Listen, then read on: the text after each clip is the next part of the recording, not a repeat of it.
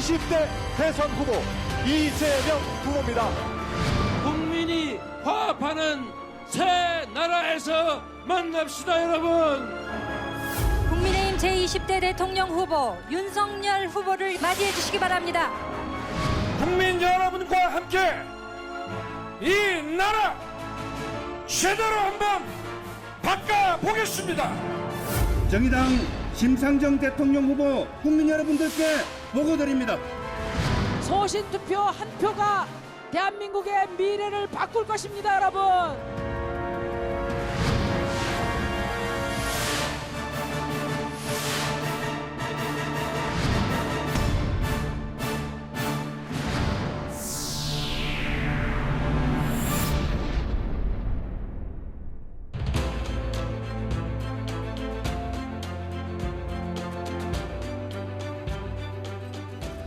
여러분 투표하셨습니까? 2022년 3월 9일 국민의 선택.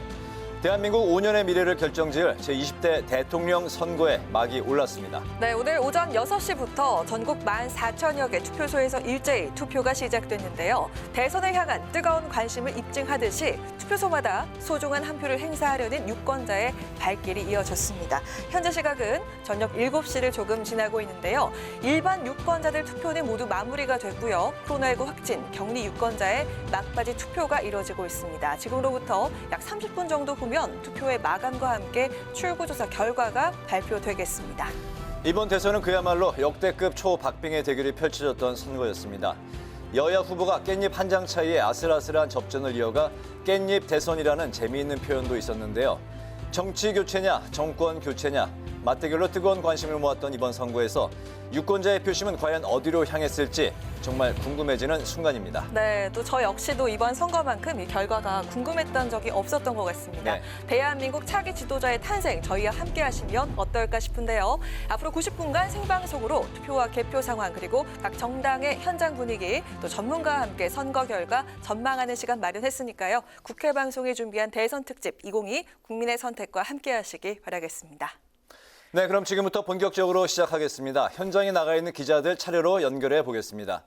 첫 순서는 강민지 기자가 준비하고 있는데요. 지금 어디에 나가 있는지 불러보겠습니다. 강민지 기자. 네, 현장 분위기 어떻습니까? 네, 저는 지금 서울 목동 청소년센터에 마련된 투표소에 나와 있습니다. 오전 6시부터 일제히 시작된 일반 유권자 투표는 1시간 전쯤 마무리됐는데요. 이곳 목동 투표소를 포함해 전국 14,000여 개 투표소에서 투표가 진행됐습니다. 저희가 아침부터 이곳에서 분위기를 살펴봤는데 사전투표와 마찬가지로 투표 열기가 높았습니다. 투표소를 찾은 유권자들의 목소리를 직접 들어봤습니다. 사전 투표에 여러 가지 좀 부정선거에 그런 좀 우려가 있어서 저는 꼭 본투표를 하려고 생각을 했었어요. 저 나라를 위하는 마음으로 했죠. 일단 저희가 이제 얘도 있고 그 누나도 있어요. 그러니까 아이가 2명이 있는데 이제 좀 아이들이 이제 앞으로 자라나면서 좀 더 안전하고 좋은 세상에서 살면 좋겠다. 사전 투표율이 36.9%대로 역대 가장 높은 수치를 기록하면서 최종 투표율에 대한 관심이 큰데요. 오후 6시 기준 사전 투표율을 포함한 전국 투표율은 75.7%입니다. 가장 높은 투표율을 보인 곳은 전남 지역으로 80%를 넘는 투표율을 기록했고 서울과 부산, 광주가 각각 76.4%, 73.6%, 80.1%의 투표율을 보였습니다. 아직 확진자와 격리자 투표가 남아있기 때문에 이번 대선 잠정 투표율은 저녁 8시가 넘으면 나올 것으로 보입니다. 사전 투표율이 높았기 때문에 이번 대선 투표율이 80%를 넘을지 관심이 높았는데요. 오후 6시 현재 투표율이 75.7%를 봐서는 80%를 넘기기 쉽지 않아 보입니다. 네, 참고로 지난 1997년 15대 대선 당시 투표율은 80.7%를 기록했습니다. 네, 강민지 기자, 아직 확진 격리자 투표가 이뤄지고 있죠. 사전 투표 때 확진자 투표 부실 관리 논란이 거셌습니다. 본 투표는 어떻게 진행이 되고 있는지 설명해 주시죠. 네, 일반 유권자 투표가 모두 끝난 저녁 6시 이후부터 확진 격리자 투표가 진행 중입니다. 제 뒤로 방호복을 입은 투표 사무원들이 확진 격리자들을 안내 중인데요. 투표소와 별도의 대기 장소를 마련해 격리자 먼저, 그다음 확진자가 투표를 하는 방식으로 진행되고 있습니다. 저녁 7시 반까지 1시간 반인데요. 거의 마무리돼가고 있습니다. 사전투표 때 논란이 많았던 만큼 본투표는 확진 격리자도 일반 유권자와 같은 방식으로 선거를 치르고 있는데요. 임시기표소가 아닌 일반 유권자와 같은 투표소에서 기표지를 직접 투표함에 투입하는 방식으로 진행됩니다. 투표를 마친 확진 격리자들은 식당과 카페 같은 다른 장소에 가서는 안 되고 격리 장소로 즉시 복귀해야 합니다. 투표가 모두 종료되면 이곳 투표소의 문은 닫히게 되고요. 내부에서 선거인 수가 모두 집계가 마무리되면 투표함은 251개의 개표소로 옮겨지게 됩니다. 지금까지 서울 목동 투표소에서 국회방송 강민지입니다. 네, 조금 있으면 제20대 대통령 선거 투표가 종료됩니다. 여야 각 정당 모두 긴장감 속에 개표를 기다리고 있을 텐데요. 취재기자를 연결해서 각 당 분위기 살펴보겠습니다. 김희연 기자. 네, 저는 지금 국회의원회관 대회의실에 마련된 더불어민주당 개표 상황실에 나와 있습니다. 네, 현재 개표 상황실 분위기와 또 표심의 향방 어떻게 보고 있는지 전해주시죠. 네, 투표 종료가 다가오면서 선대위 관계자들이 속속 이곳으로 모여들고 있습니다. 투표가 종료되면 무대 위에 설치된 TV를 통해 출구조사와 개표 상황을 지켜볼 예정인데요. 사전투표에 이어 본투표에서도 호남이 가장 높은 투표율을 기록하면서 지지층 결집이 이루어졌다며 고무된 분위기입니다.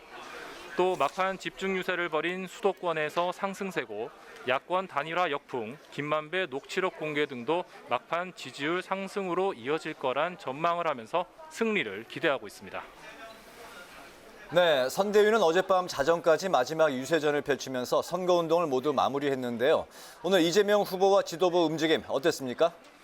네, 이 후보는 자신의 SNS에서 아직도 3표가 부족하다며 절박한 심정을 드러냈습니다. 이 후보는 출마 후 251일 동안 만난 각계각층의 사람들과의 일화를 소개하면서 그 간절한 마음을 잊지 않겠다며 평범하고 성실한 국민이 희망을 가질 수 있도록 투표해달라고 호소했습니다. 그러면서 오늘 밤 대한민국 제20대 대통령으로 인사드리겠다고 밝혔습니다. 송영길, 윤호중 당 지도부도 오늘 오전 기자회견을 열고 투표를 독려했습니다.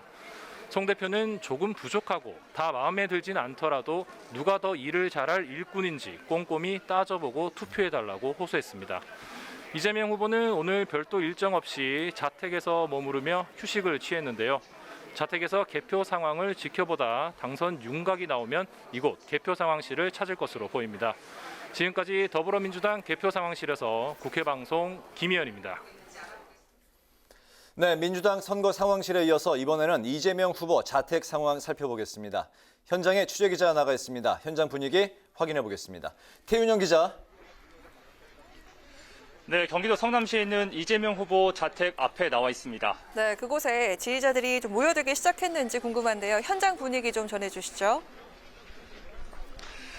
예, 이곳 이재명 후보 자택 앞 지금은 차분한 모습입니다. 한때 이재명 후보가 모습을 드러낼 거란 이야기가 나오자 주민들이 한꺼번에 몰려들기도 했었는데요. 잠시 후 출구조사 결과가 발표가 난 다음에는 더 모여들 것으로 예상됩니다. 현장에는 취재를 위해 일찌감치 취재진들이 많이 모여들었고 사복경찰 40여 명도 배치돼서 긴장감이 감돌고 있습니다. 아파트 입구에는 만일의 사태를 대비해서 경찰버스 2대도 배치되어 있는 상황입니다. 사전투표 첫날 이재명 후보는 이 투표를 마치고 오늘 공개 일정을 잡지 않고 자택에서 머물 것으로 알려졌었는데요. 이 후보는 어제 유세를 마치고 자택이 아닌 인근 모처에 가서 대기하다가 조금 전 저녁 6시 30분쯤 자택으로 들어왔습니다. 이 후보는 자택 앞에서 주민들과 만나 인사도 하고 사진도 찍었는데요. 다만 소감을 묻는 취재진 질문에는 아무 대답하지 않고 집으로 들어갔습니다. 앞서 선대위는 이 후보가 당선인 윤곽이 나올 즈음까지 자택에서 개표 방송을 지켜보다 이동할 것이라고 설명했습니다. 선관위가 자정을 넘겨 내일 새벽 1시쯤 당선인 윤곽이 나올 것으로 예측한 만큼 이 후보 역시 자정을 넘겨서 이동할 것으로 보입니다. 조금 전 오후 5시 20분쯤에는 이 후보 부인 김혜경 씨가 투표를 마치고 자택으로 들어갔습니다. 김 씨가 모습을 드러낸 것은 지난달 9일 법인카드 유용 의혹과 관련해서 민주당 당사에서 사과를 한 뒤 꼬박 한 달 만입니다. 네, 이재명 후보 오늘 별다른 일정 없이 시간을 보냈는데 SNS 활동은 이어가고 있다고요? 네, 어제 자정까지 서울 유세를 마친 이 후보는 오늘 새벽부터 SNS 활동을 이어갔습니다. 함께 경쟁했던 윤석열, 심상정 후보를 향해서 그동안 수고 많았다며 이 소회를 밝히기도 했는데요. 무엇보다 적극적인 투표를 부탁드린다며 투표 동료에 집중했습니다. 투표가 종료되는 순간까지 단 한 분이라도 더 설득하고 투표하도록 애써달라며 호소했습니다. 다른 게시물에서도 선거 기간 만났던 유권자들을 일일이 나열하면서 평범하고 성실한 우리 국민이 희망을 가질 수 있게 투표해달라고 재차 강조했습니다. 지금까지 이재명 후보 자택 앞에서 국회방송 태윤영입니다. 네, 이번에는 국민의힘 연결해 보겠습니다. 박지영 기자. 네, 국민의힘 개표 상황실이 마련된 국회 도서관 대강당에 나와 있습니다. 네, 박 기자 뒤로 보이는 개표 상황실이 현재 상당히 분주해 보이는데요. 그곳은 좀 어떻습니까? 네, 당 지도부와 관계자들이 속속 개표 상황실의 모습을 드러내고 있습니다. 이제 대세형 성적표를 기다리는 만큼 긴장감도 흐르고 있는데요. 윤석열 캠프를 진두지휘한 권영세 선대본부장과 이준석 대표, 김기현 원내대표, 유희동 정책위 의장 등이 이곳 개표 상황실에 함께 자리하고 있습니다. 이들은 잠시 뒤인 7시 30분부터 당선인 예측이 가능한 이 출구 조사 결과부터 개표 상황까지 지켜볼 예정입니다. 윤석열 후보는 아직까지 자택에 머무르고 있습니다. 네, 이번 대선 초박빙 양강 구도 속에 여야 모두 선거 당일인 오늘까지 한 표라도 더 끌어모으기 위해서 투표 동료에 온 힘을 쏟았는데요. 하지만 투표율은 지난 19대 대선 수준에 머물렀습니다. 국민의힘은 이번 판세 어떻게 지켜보고 있습니까? 네, 국민의힘은 윤석열 후보가 승리할 것으로 기대하고 있습니다. 투표율이 높을수록 정권교체 민심이 반영될 거라고 보고 윤 후보를 비롯한 당 지도부 오늘 하루 종일 투표를 독려했고요. 또 지난 3일 여론조사 공표 금지 기간에 들어가기 전 여론조사에서도 윤 후보의 지지율이 앞섰고 선거 막판 이룬 안철수 국민의당 대표와의 후보 단일화 등이 유리한 판세를 굳혔다는 분석입니다. 앞서 이준석 대표는 윤석열 후보가 이재명 후보를 상대로 많게는 10%포인트 차이로 앞설 것이란 전망을 내놓기도 했습니다. 대선을 코앞에 두고 공개된 이른바 김만배 녹취록으로 민주당이 총 공세를 벌이기도 했는데요. 국민의힘은 막판 역전을 노리는 민주당의 음모론에 불과하다고 일축하고 이 판세에 크게 영향을 미치지 않을 것으로 보고 있습니다. 지금까지 국민의힘 개표 상황실에서 전해드렸습니다. 국회방송 박지영입니다. 네, 이번에는 윤석열 국민의힘 대선 후보의 서울 서초동 자택 앞에 나가 있는 취재기자 연결해 보겠습니다. 임채원 기자. 네, 저는 지금 윤석열 후보 자택 앞에 나와 있습니다. 네, 임 기자, 윤 후보는 현재 자택에 계속 머물고 있는 거죠? 네, 그렇습니다. 윤 후보는 어제 강남역에서 마지막 유세를 마친 뒤 이곳 자택에서 휴식을 취하고 있습니다. 사전투표 첫날 이미 투표를 마친 윤 후보는 별다른 공식 일정을 잡지 않고 자택에 머물고 있는데요. 다만 윤 후보는 오전에 이어 오후에도 SNS를 통해 투표율이 높지 않으면 결과를 장담할 수 없다며 투표를 독려하는 글을 남겼습니다. 윤 후보는 투표율 때문에 민의가 왜곡돼서는 안 된다. 지금 이 순간 국민 여러분의 한 표 한 표가 너무나 절실하다며 정권교체 열망을 투표를 통해 실현해달라고 호소했습니다.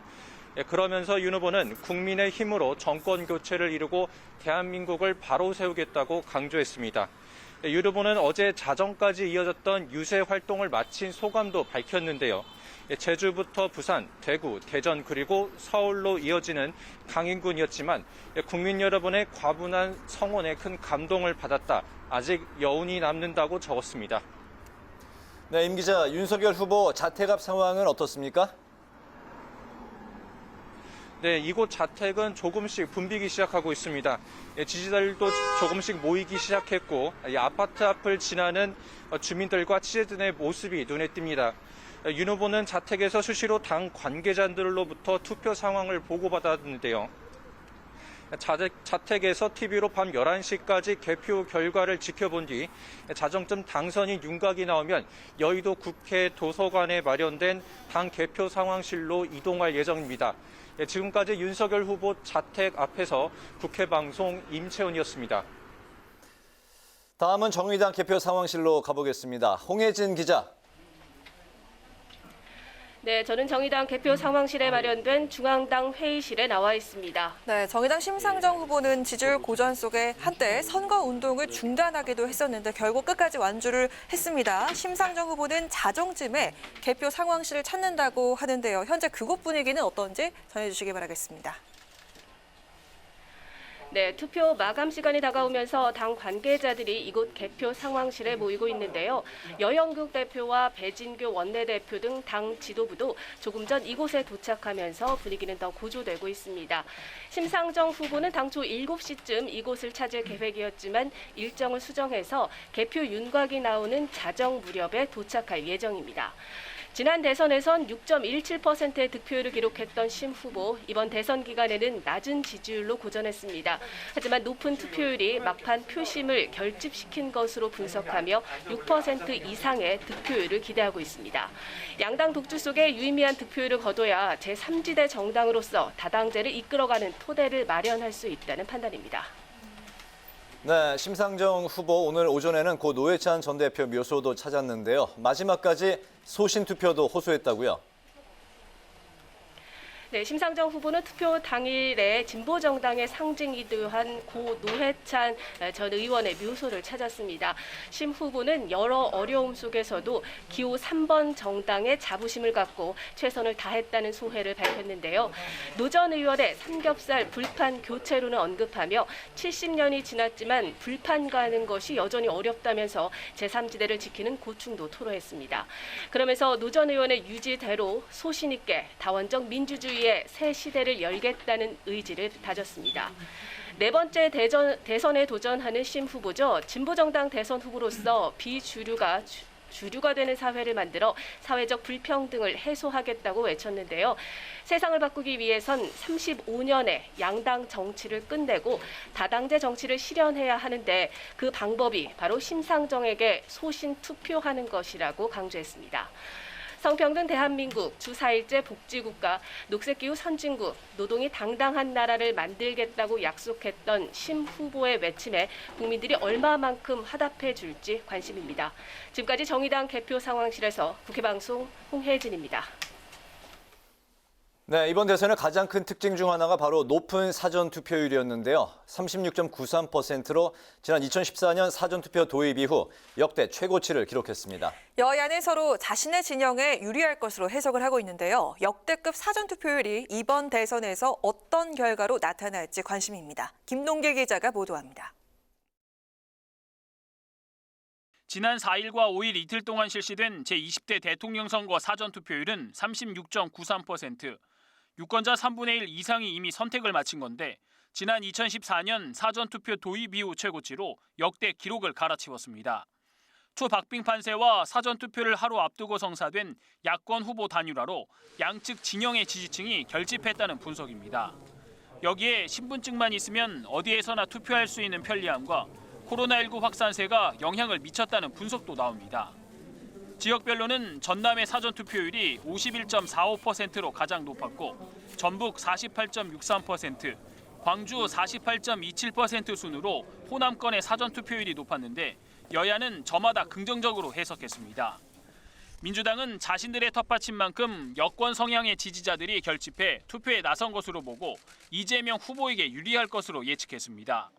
여기에 막판 야권 단일화를 이룬 안철수 지지층이 모두 윤석열 국민의힘 후보 쪽으로 가지 않고 이탈하는 표도 적지 않을 것으로 보고 있습니다. 이제 호남 지역이나 이 사전투표 여기가 높았던 지역은 보면 안철수 후보의 지지도가 있었던 곳이거든요. 저희는 어떤 야반도주식 단일화, 명분 없는 정치합 단일화에 대해서 심판 분위기가 있는 거다 이렇게 보고 있고요. 역대급 사전투표율 국민의힘도 긍정적으로 해석하긴 마찬가지입니다. 높은 정권교체 여론과 후보 단일화 성사에 따른 효과가 큰 것으로 내다봤습니다. 국민의힘은 또 호남에도 공을 들여온 만큼 지역 발전을 원하는 젊은 층 중심의 표심 변화에 기대를 걸고 있습니다.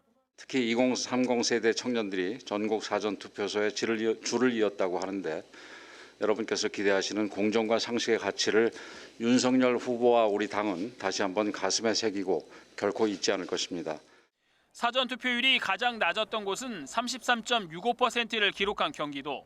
그만큼 막판까지도 마음을 정하지 못한 유권자도 많다는 판단하에 여야는 유세 마지막 날까지 수도권 표심 잡기에 온 힘을 다했습니다. 또 초박빙 판세가 예상되는 만큼 여야는 사전투표에 이어 선거 당일 본투표 독려에도 나섰습니다. 본투표에서 중도층 표심이 어느 쪽으로 더 결집하느냐가 이번 대선 승패를 가를 수 있다는 겁니다.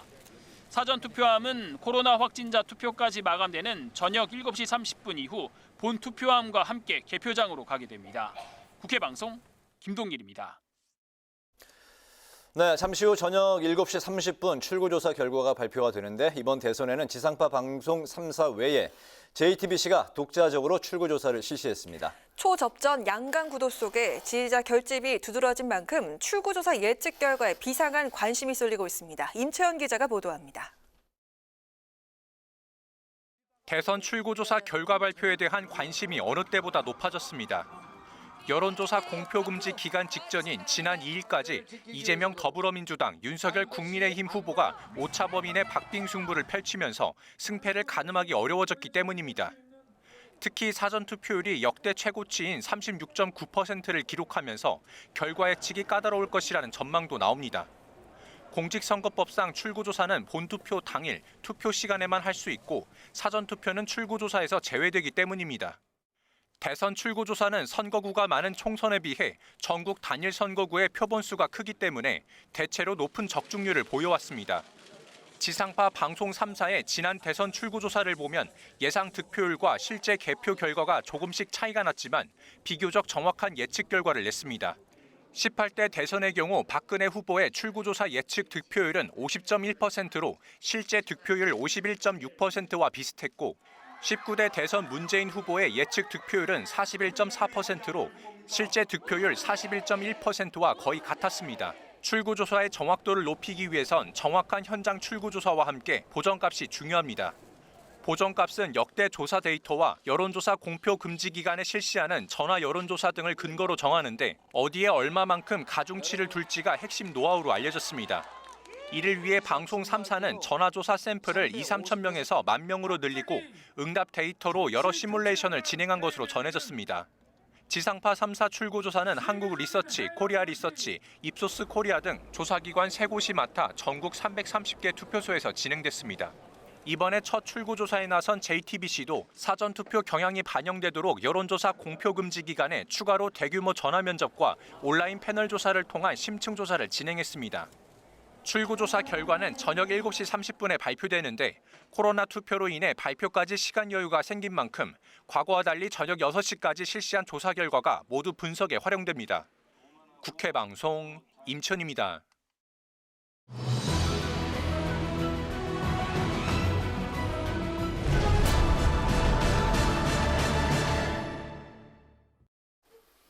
네, 생방송으로 진행되는 국회방송 2022 국민의 선택 함께하고 계십니다. 작은 투표용지가 모여서 대한민국 역사의 한 페이지가 완성되는 날인데요. 이제 약 15분 후면 지상파 방송 3사의 출구조사 결과가 나올 예정입니다. 지금부터는 제20대 대선의 의미와 국민의 선택을 풍부하게 짚어줄 네 분과 함께하도록 하겠습니다. 김광진 전 더불어민주당 의원, 정호김 전 새누리당 의원, 이어서 최창렬 용인대 교수와 이종근 시사평론가 네 분 자리하셨습니다. 어서 오십시오. 반갑습니다. 안녕하세요. 네. 네 분 요새 아주 굉장히 바쁘실 텐데 투표 다 하셨겠죠? 어떻습니까? 저는 5일 날 했습니다. 사전투표. 아, 사전투표를 네. 하셨군요. 네. 예, 김 의원님. 예, 저도 첫날 광주에서 했습니다. 네네. 본투표 했습니다. 네. 저도 본투표 했습니다. 아, 오늘 두 분을 하시고 두 분은 사전투표 하시고 알겠습니다. 자, 이 코로나19 속에서 치러진 20대 대선 투표, 지금까지 집계된 투표율이 6시 현재 75.7%를 이제 기록을 했는데 사전 투표율이 역대 최고치를 기록을 했죠. 36.9%였는데 이 투표율에 담긴 민심 의미 네 분께서 어떻게 해석을 하시는지 최 교수님부터 순서대로 듣도록 하겠습니다. 그래서 투표율이 이제 지난 19대 대선 때 77.2%였거든요. 네. 오늘 이제 7시 반까지가 투표니까 아직 5분 남았는데 최종 투표율이 얼마나 나올지 모르겠어요. 네. 근데 대체로 오전에까지는 지난 19대 대선보다 좀 낮게 나오는 것 같았고 네. 오후 들어오니까 이제 19대 대선보다 조금씩 높게 나와서 한 글쎄 예상으로는 최종 투표율이 한 80%는 채 못 미치고 지난 19대 대선보다는 좀 높은 막 그런 쪽이 되지 않을까라는 생각이 드는데 네. 워낙 뭐 초박빙 선거였기 때문에 뭐 이른바 역대급 비호감 선거라는 그러한 비판에도 불구하고 상당히 투표율이 높지 않을까라는 그렇게 예상을 합니다. 네, 네.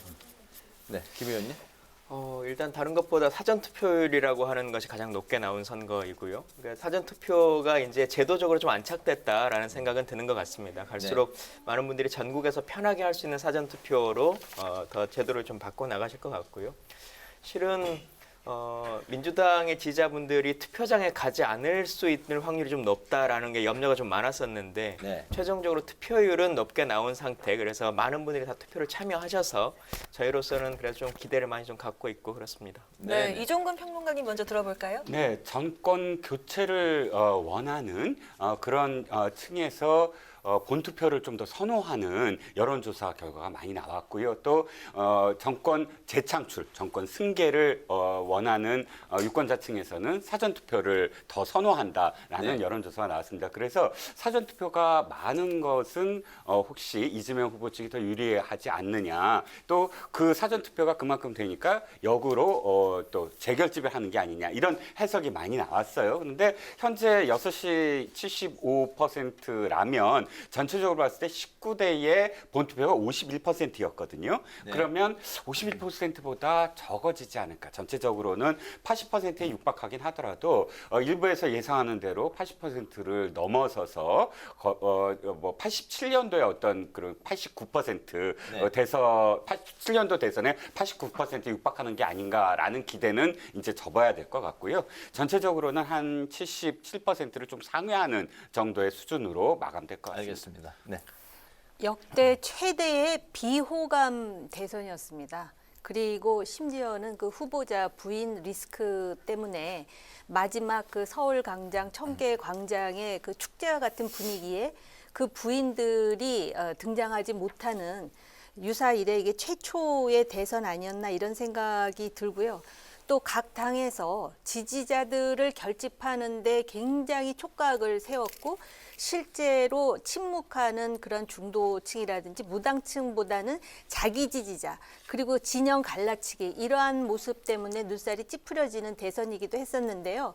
이렇게 그 투표율이 높다는 것은 무엇을 의미하느냐면은 그들이 그런 정치를 하더라도 대한민국 유권자들의 민도와 성숙성이라는 것이 정치권을 압도한다라는 것이 이 80%에 육박하는 투표율로 지금 보여지고 있는 게 아닌가. 누가 대통령이 되더라도 겸허하게 국민 통합을 나서지 않으면은 또 어떤 심판을 받을지 모른다는 점에 대해서 진지하게 고민해야 될 때라고 생각을 합니다. 알겠습니다. 네.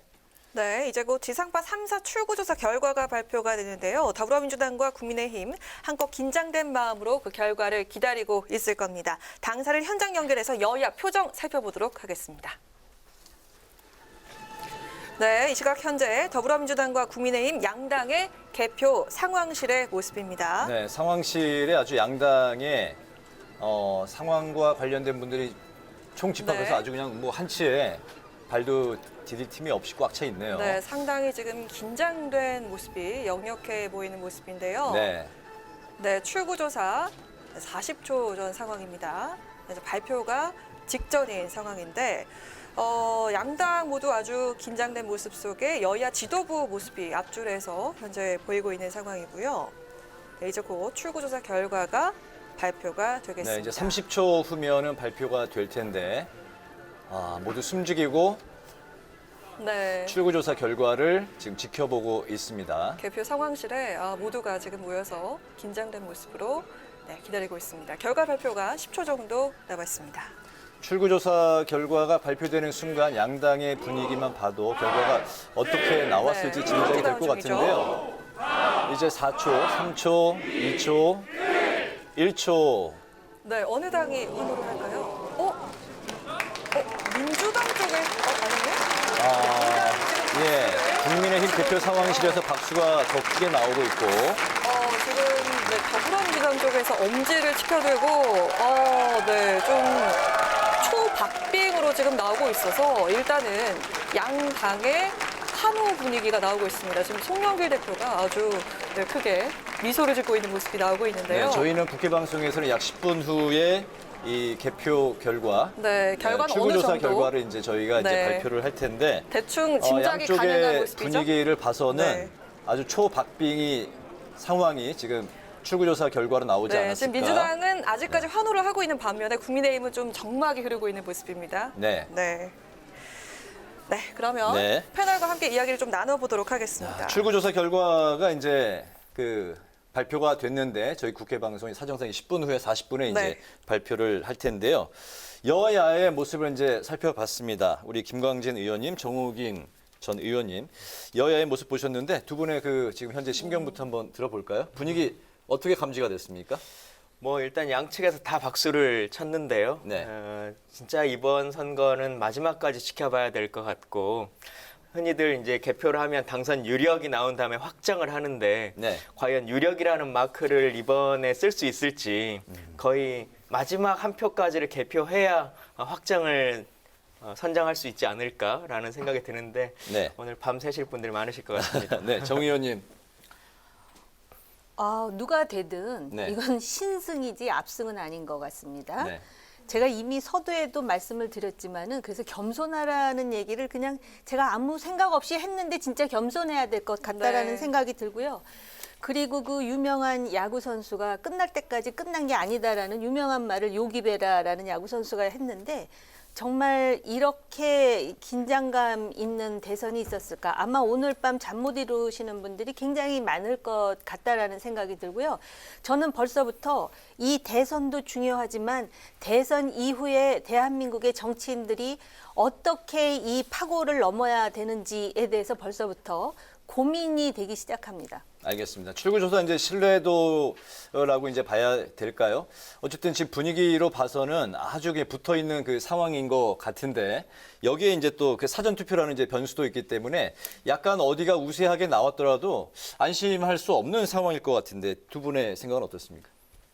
그래서 지금 득표율은 0.6%니까 0.6% 아닌가요? 저 차이가 나온 거 아닙니까? 저희는 40분부터 발표를 할 수 있습니다. 발표구나. 그렇군요.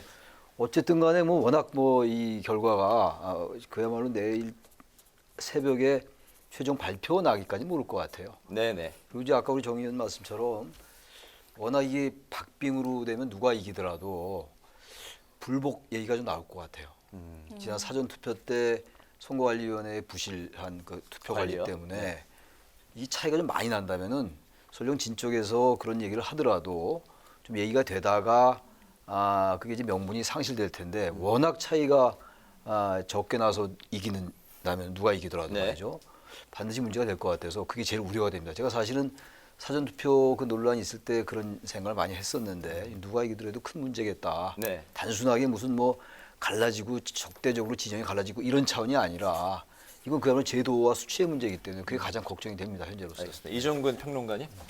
일단 이게 사전투표가 보정된 사전투표율을 여론조사 기관들이 전부 다 이제 보정해서 낸 결과라고 봅니다. 사실은 이제 발표를 하시겠지만 그럼 저도 사실 최 교수님 말씀처럼 가장 걱정되는 것은 지금 우리가 선거 기간 동안 얼마나 사실 진영으로 갈라져서 서로 반목이 굉장히 심했고요. 또 역대 어떤 선거보다도 네거티브가 심한 선거 아니겠습니까? 우리가 선거를 하는 이유는 그러니까 총을 드는 대신 투표로서 서로 간의 어떤 갈등을 해결하자라는 정신이 선거인데 그것이 지금 아마도 이제 발표되겠지만 아주 근소한 차이로 만약에 결정이 된다면 또다시 불복한다거나 재검표를 한다거나 하면서 국가적인 갈등 비용이 또 다시 확산될까 봐 그것이 가장 걱정이고요.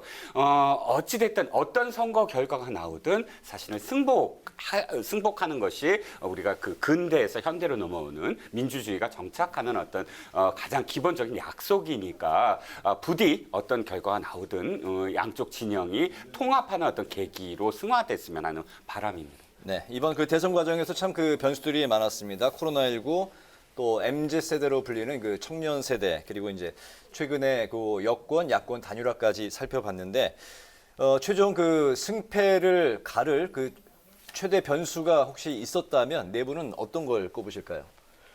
워낙 변수가 많아가지고 한두 개를 지금 짧은 시간에 꼽기는 어려울 것 같은데 이제 최근에 이제 선거일로부터 이제 역선을 한다면 역시 단일화를 빼놓을 수가 없을 것 같아요. 단일화요. 네. 그래서 뭐 윤석열 후보와 안철수 후보의 단일화가 이루어졌는데 그게 어떻게 될지 모르겠어요. 그 결과가 선거에 어떻게 작용했는지 모르겠으나 어쨌든 어떤 형태로든 간에 선거에 아주 상당히 결정적 변수를 작용했을 것 같고 또 뭐니 해도 이제 선거 초반에 제기됐던 겁니다만 지난해 9월 달에 보도는 제가 알기로는 8월 31일 날 보도된 걸로 알고 있는데 대장동 사건이에요. 네. 그 사건은 뭐 여야가 지금 특검을 하자고 했는데 결국은 특검을 못했고 대선 이후에도 반드시 밝혀져야 될 문제고 그 문제를 이제 빼놓을 수가 없을 것 같고 아까 뭐 후보 부인들 말씀 나왔습니다만 후보 부인들 이재명 후보 부인은 그 법카 위용 논란 그리고 또 윤석열 후보의 부인 이건희 씨는 도이치 주가 조작 의혹 사건 뭐 이런 연루됐지 않았냐 뭐 이런 여러 가지 의혹들 하나도 밝혀진 게 없어요. 양쪽의 주장만 난무한 상태. 네. 이런 것들도 큰 변수가 됐을 것 같고 뭐니 해도 정권 교체라는 커다란 어떤 그 이슈를 빼놓을 수가 없죠. 그러니까 이번에 선거 전체를 관통했던 커다란 의제는 정권 교체였다. 다른 선거 같은 경우는 뭐 이명박 후보가 당선될 때는 뭐 한반도 대운하라든지 또 DJ가 당선될 때는 IMF라든지 여러 가지 있었어요. YS 다 옛날 얘기입니다만 그때는 문민정부, 뭐 노태우 대통령이 아무 직선에 의해서 됐다 하더라도 뭐 네. 그런 것들. 이번에 어떤 정권 교체라는 게 나중에 물론 정치 교체 얘기도 나왔습니다만 정권 교체라는 커다란 맥락 이런 부분들이 과연 어떻게 작용했는지 그런 것들이 커다란 변수가 아니었겠는가라고 생각합니다. 네네. 김광진 의원님. 뭐 저도 비슷하게 생각을 하는데요. 지금 이번 선거 같은 경우는 워낙 후보들에게 갖고 있는 소위 말하는 비호감 선거로서의 이슈들이 이제 많았기 때문에 네. 국민들께서 정책을 가지고 판단하시기가 참 쉽지 않은 선거였다 이런 생각은 듭니다. 안타까운 생각이 좀 들고 특히 뭐 말씀처럼 배우자의 여러 이슈들이 있었는데 저는 안타까운 부분은 제가 이제 직전까지 청와대에서 근무를 좀 했었는데 결국 외교 활동을 하거나 그 국내 활동 안에서도 배우자가 해야 될 역할들이 참 많이 있거든요. 영부인의 역할들이 있는데 그런 부분을 누가 되시더라도 잘 이룩하셔야 행하셔야 국격이 좀 유지가 될 텐데 그 안타까운 마음들을 국민들이 좀 안고 계신다. 그리고 사안들에 대한 진실 규명들이 누가 당선이 되든지 간에 좀 최종적으로는 밝혀지는 것이 국민들께도 좀 이롭겠다 이런 생각은 듭니다. 네네. 정권 교체에 대한 국민 여론이요. 53%에서 56%에 달할 정도로 엄청나게 컸었습니다. 그럼에도 불구하고 그 선거 기간, 법정 선거 기간 이전에도 그렇고요. 그 네거티브 그리고 막말 때문에 이 지지율이 요동을 치고 있는 상황이었습니다. 근데 막판에 이 대장동 문제가 사실은 그 이틀 전에 그 터진 그 대장동 사실은 그 진위를 지금 알 수도 없는 상황에서 그런 일련의 주장이라든지 강변들이 유권자들의 심리에 영향을 미친 부분이 있고요. 제가 볼 때는요. 이거 결과에 따라서 지금 가장 큰 문제가 뭐냐면은 선거관리위원회의 관리 부실이었습니다. 지금 많은 사람들이 관리 부실이라고 얘기하고 민주당 쪽에서는 똑같이 관리 부실로 비판하면서 그러나 부정은 아니라 그랬는데 지금 우파 쪽에서는 이미 2020년에 배춧잎 투표지가 나왔다서부터 시작해서 계속 의혹을 보였는데 또 관리 부실 문제가 나오고 계속해서 무슨 심지어는 어느 시의원이 참관인으로 출석을 했느니 여러 가지 얘기가 나왔잖아요. 그렇기 때문에 그 진위에도 불구하고 이것과 관련해서 많은 억측이 생길 수 있는 공간을 더 늘어났다라는 거. 네. 그다음에 이 단일화와 관련해서는 만약에 저 출구조사대로 결론이 나온다면은 결국 단일화는 막판에 이루어짐으로써 생각보다 그렇게 큰 효과를 발휘하지 못했다는 것인가 라는 생각을 또 한번 하게 됩니다. 그렇기 때문에 그리고 이제 이 정권 교체의 여론이 높음에도 불구하고 그런 이슈들이 유권자들을 상당히 뒤흔들어 놨구나 라는 것을 일단 출구 조사만 보고 우리가 생각할 수 있는데 모르겠습니다. 어찌됐든 새벽까지 눈 똑바로 뜨고 보면서 결과가 어떻게 나오는지 지켜봐야 될 것 같다라는 생각이 듭니다. 네. 여야 선거 상황실 이제 실시간으로 저희가 보고 있는데 민주당 이제 지도부 그 앞줄에서만 몇 분만 뭐 간단히 이야기하는 풍경만 보이고 네. 특히 이제 국민의힘 같은 경우는 전혀 뭐 그 말씀하시는 분도 없고 전혀 그 미동의 움직임도 없네요. 그만큼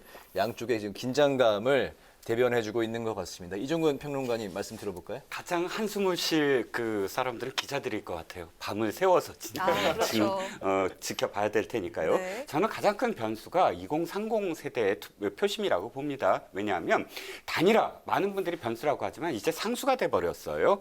노무현 정몽준 단일화 이후부터 단일화는 꼭 해야 되는 것이지 안 하면 그냥 손해, 마이너스 이런 상황이 돼버렸거든요. 네. 그리고 북풍, 옛날에는 북풍이 뭐 훈풍이든 삭풍이든 꼭 영향을 줬는데 사전 투표일 당일까지도 미사일을 쐈지만 그게 큰 어떤 안보가 영향을 주지 않은 어떤 상황. 그런데 한 가지 예년의 어떤 대선과 진짜 달라진 게 2030이에요. 과연 결과적으로 2030의 표심이 어떻게 될까? 지금까지는 2030은 무조건 거의 진보적인 성향을 가지고 있었고 또 투표율은 조금 낮은 그런 세대였는데 최근 들어서는 투표율도 굉장히 높고 또 탈이념, 또 탈지역.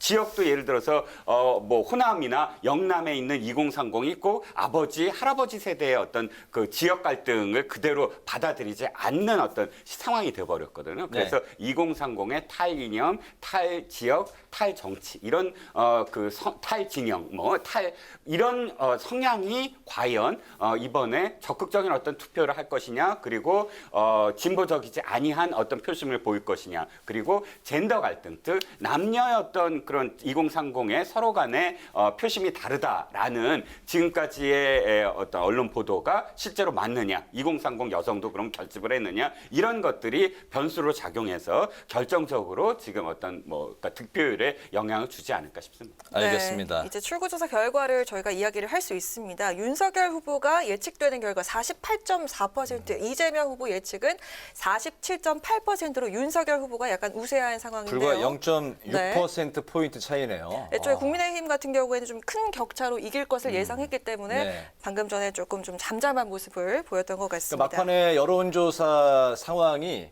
그대로 그 사전조사, 그 출구조사 결과로 그냥 이어진 그 상황이네요. 네. 지금 근데 방송 3사의 것과 JTBC에서 발표한 게 좀 차이가 있기 때문에 네. 사실 JTBC 같은 경우는 이재명 후보가 역으로 48.4인 걸로 지금 이재명 후보가 더 높게 나오는 나타났습니까? 것이거든요. 그래서 네.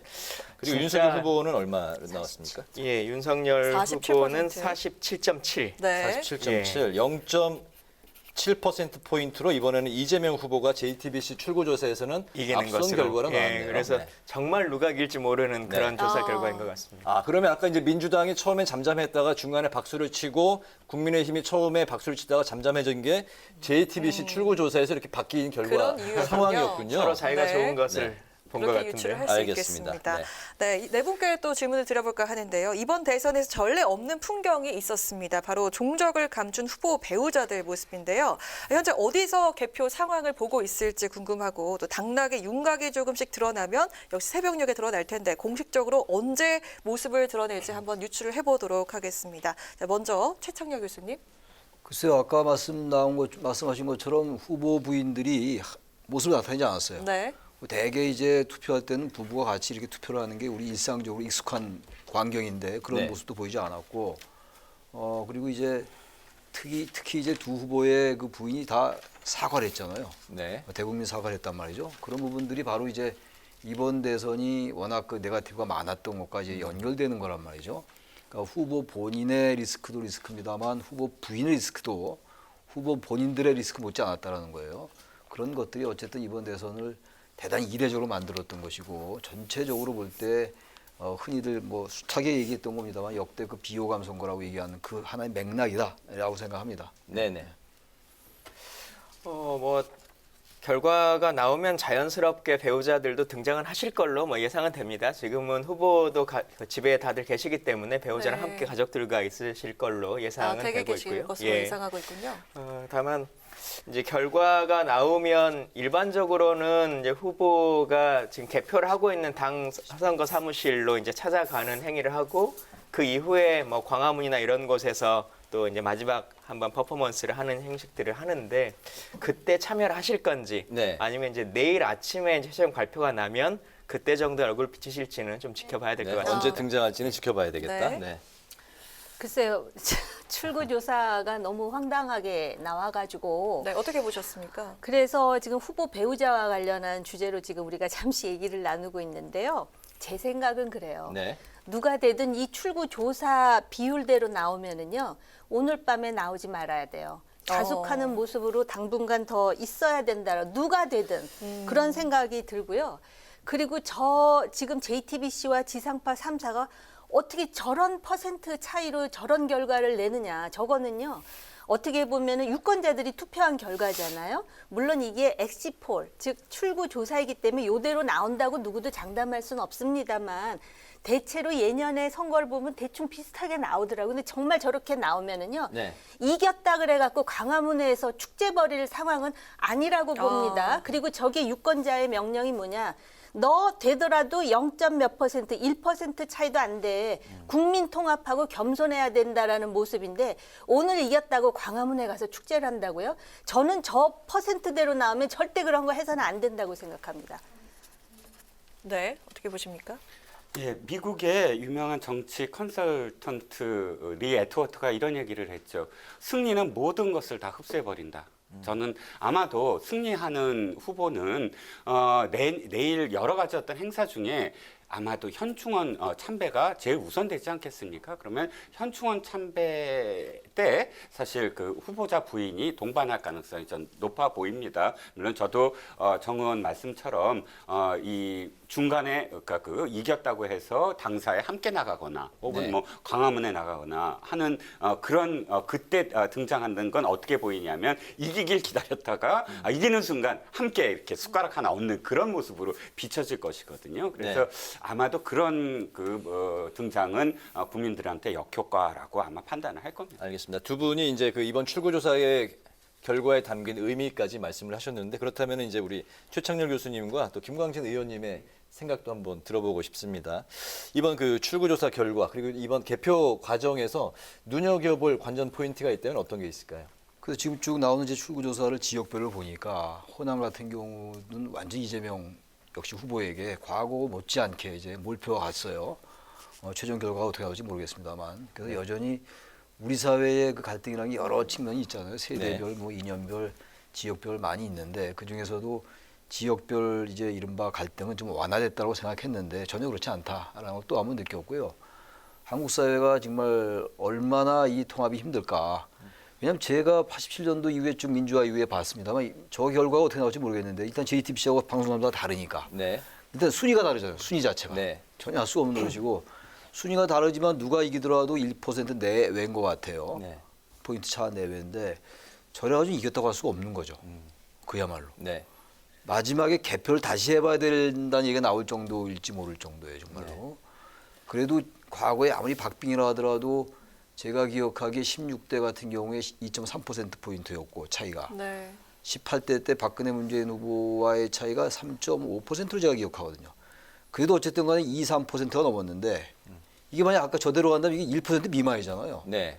저런 선거가 하는 의미가 어떻게 해석을 해야 될지. 네. 저도 굉장히 당황스러워요 지금. 네. 이 방송을 하면서도 제가 다 당황스러워가지고 저게 누가 이기더라도 어떻게 될까. 알겠습니다. 그런 생각이 드는 것이 그 고백 안 할 수 김광진 없습니다. 의원님 말씀은 이제 좀 이따 듣고 이제 평론가께서 말씀하셨으니까 우리 또 이종근 평론가님의 또 말씀도 듣겠습니다. 사실 이게 뭐 오차범위 안에서도 아주 그냥 그 안에서도 이게 사실 의미가 있다고 봐야 될지 그 정도의 아주 초박빙입니다. 어떻게 보십니까?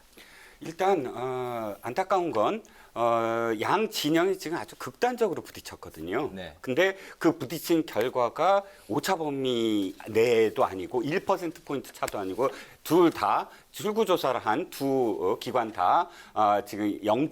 몇 퍼센트 이렇게 네. 차이가 있습니다. 그러면 실제로 이것이 어떻게 결과가 나올지는 모르겠습니다만 만약에 이렇게 나온다면 아마도 재검표 가 들어갈 거예요. 당연히 재검표 들어가죠. 뭐 100만 표 차이도 아니잖아요. 그러면 재검표 들어가서 양쪽이 아마도 내일 이렇게 이 승복을 안 하고 하면 상당히 또 시간이 걸릴 수도 있어요. 그런 그 기회 비용이 계속 지금 다시 되풀이될 가능성이 있어서 저도 그렇게 되지 않고 제발 마지막 결과는 그래도 좀 표 차이가 났으면 하는 바람인데 네. 아마 최 교수님이 당황해하시고 또 의원님 또 전 의원님 두 분이 당황하시는 것도 이런 표차로 사실 이 출구조사 나온 적도 없고 대통령 선거에 나온 적이 없죠. 그리고 네네. 결과는 이런 적이 없어요. 알겠습니다. 그렇기 때문에 진짜 이건 밤을 새워서 지켜봐야 돼요. 워낙에 이제 이번 출구조사 결과가 1% 안에서 양쪽의 그 두 군데의 그 조사 기관에서 나온 결과가 초박빙이기 때문에 여기 오늘 출연하신 분들께서 여러 가지 또 우려에 담긴 그런 말씀까지 하셨습니다. 자, 그럼 여기서 조금 전 발표된 지상파 방송 3사의 출구조사 예측 결과 정리해 보도록 하겠습니다. 20대 대선 출구조사와 역대 대선 분석 장정현 기자가 준비했습니다. 네, 2022 대통령 선거 국민의 선택 전해드립니다. 방송 3사 공동 출구조사 결과입니다. 방송 3사 출구조사는 한국리서치와 코리아리서치, 입소스코리아 등 세계 조사기관이 전국 330개 투표소 8만 5천여 명의 유권자를 대상으로 진행했는데요. 당선 예측 1위, 국민의힘 윤석열 후보가 차지했습니다. 더불어민주당 이재명 후보가 47.8%, 윤석열 48.4%. 두 후보의 출구조사 퍼센트 차이는 단 0.6%, 오차 범위 내 접전입니다. 이제부터 시도별 출구조사 결과 짚어보겠습니다. 먼저 이번 대선의 최대 승부처, 가장 많은 유권자가 살고 있는 수도권입니다. 서울 지역입니다. 더불어민주당 이재명 후보 45.4%, 국민의힘 윤석열 후보 50.9%, 윤석열 후보가 1위를 차지했습니다. 경기 지역입니다. 더불어민주당 이재명 후보 50.8%, 국민의힘 윤석열 후보 45.9%입니다. 인천입니다. 더불어민주당 이재명 후보가 국민의힘 윤석열 후보를 앞섰습니다. 전통적으로 대선의 풍향계로 불리면서 충청의 사위 이재명 후보와 충청의 아들을 자처했던 윤석열 후보가 맞붙은 충청권입니다. 대전입니다. 더불어민주당 이재명 후보 47.3%, 국민의힘 윤석열 후보 48.2%로 예측 1위입니다. 충남 세종입니다. 더불어민주당 이재명 후보 47.2%, 국민의힘 윤석열 후보 48.2%로 1위를 차지했습니다. 충북입니다. 국민의힘 윤석열 후보가 이재명 후보를 앞서고 있습니다. 이번에는 보수의 심장이자 민주당 이재명 후보의 고향 안동이 포함된 영남권인데요. 먼저 부울경 PK 지역입니다. 부산입니다. 국민의힘 윤석열 후보가 이재명 후보를 크게 앞서고 있습니다. 울산입니다. 울산에서도 역시 국민의힘 윤석열 후보가 이재명 후보를 앞서서 1위를 차지했습니다. 이번에는 전통적 보수 강세 지역 TK입니다. 대구광역시 국민의힘 윤석열 후보가 이재명 후보를 크게 앞서고 있습니다. 경북에서도 국민의힘 윤석열 후보가 이재명 후보를 앞서 예측 1위를 차지했습니다. 이번에는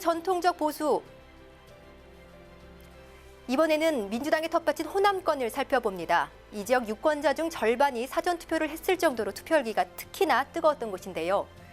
광주광역시입니다. 이재명 후보가 국민의힘 윤석열 후보를 크게 앞서고 있습니다. 전남에서도 이재명 후보 83.7%, 윤석열 후보 13.3%로 이재명 후보가 앞서 나가고 있습니다.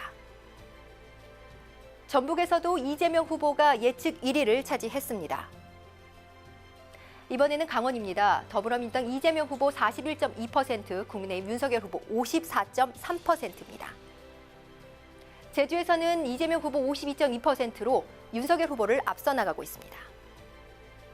이번에는 세대별 선택도 살펴보겠습니다. 선거 가능 연령이 만 18세로 낮춰진 이후 첫 번째 대선이었는데요. 이 양강 구도 여야 대선 후보, MZ세대 표심에 특히 많은 공을 들였습니다. 이 50만 명 안팎으로 추산되는 만 18세 유권자 표심이 함께 반영된 20대 이하 출구조사 결과부터 살펴보겠는데요. MZ세대의 한 축이죠. 20대 이하에서는 이재명 후보가, 30대에서는 윤석열 후보가 앞서 나갔습니다. 40대, 50대 이재명 후보가 앞서 나가고 있고요. 60대에서는 윤석열 후보, 보수 성향이 강했던 60대 이상 출구조사 결과에서는 역시 윤석열 후보가 앞섰습니다. 이번에는 투표율을 살펴보겠습니다. 36%가 넘는 역대급 사전투표율, 흥행 대박으로 불리고 있는데요. 이 높은 사전투표율을 바탕으로 20대 대선 투표율에 대한 기대가 컸습니다. 하지만 아쉽게도 지난 19대 대선을 넘어서는 정도가 될 것 같은데요. 역대 투표율 보시는 것처럼 15대 대선부터 V자 형태의 모습을 하고 있습니다. 이번 20대 대선도 15대 대선의 80%를 넘어서진 못할 것 같은데요. 역대 대선 결과는 어땠을까요? 네, 1997년에 있었던 15대 대선 새정치민주회의 김대중, 한나라당 이회창 후보가 맞붙어 단 1.6%포인트 차로 김대중 후보가 승리를 했고요. 16대 대선에서는 새천년민주당 노무현 후보, 역시 한나라당 이회창 후보가 맞붙어서 노무현 후보가 돌풍을 일으키며 당선됐습니다. 17대 대선도 보시겠습니다. 한나라당 이명박, 대통합민주신당 정동영 후보가 대결을 했는데요. 22%가 넘는 압도적 차이로 이명박 후보가 대통령이 됐습니다. 18대 대선입니다. 새누리당 박근혜 후보, 민주통합당 문재인 후보가 맞붙어서 3.6%포인트 차로 박근혜 후보가 승리했는데요. 하지만 탄핵 전국 속에 치러진 19대 대선에서는 더불어민주당 문재인 후보가 자유한국당 홍준표 후보를 크게 누르고 현재 19대 대통령으로 직무를 수행 중입니다. 이렇게 역대 대선 결과도 살펴봤는데요. 20대 대선 결과가 속속 진행되고 있습니다. 여론조사 공표 금지 직전까지 이재명, 윤석열 후보 워낙 엎치락뒤치락 초박빙 접전이었고 출구조사 결과도 단 0.6%포인트 근소한 차이기 때문에 20대 대통령 당선인의 윤곽은 오늘 자정을 넘어서야 드러날 것으로 보입니다. 출구조사 토대로 20대 대선 좀 더 자세히 분석해 보겠습니다.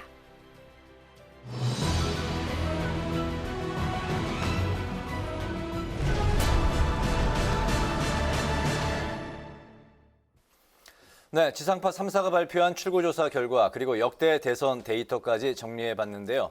비로소 초박빙 대선 승패의 윤곽이 잡혀가고 있습니다.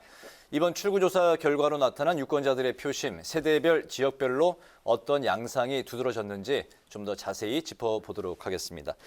출구조사 결과 두 군데의 이제 발표가 났는데 지상파 3사의 방송 3사의 결과는 윤석열 후보가 48.4, 이재명 후보가 47.8, 0.6%포인트로 윤석열 후보가 앞선 것으로 나타났고요. 반대로 JTBC 결과는 윤석열 후보가 47.7, 이재명 후보가 48.4%, 한쪽은 0.6%포인트 윤석열 후보 우세, 한쪽은 0.7%포인트 이재명 후보의 우세.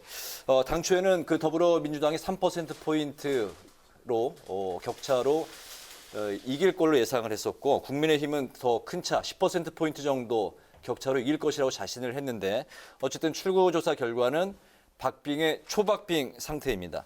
네 분의 이 상황을 다시 한번 좀 들어볼까요?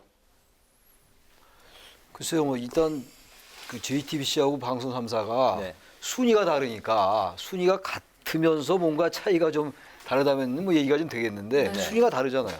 그러니까 이건 뭐 도저히 뭐 더 이상 뭐라고 말씀을 못 드리겠고 제가 계속 말씀드리는 게 16대 대선 때 2.3% 포인트 차이, 2.3%.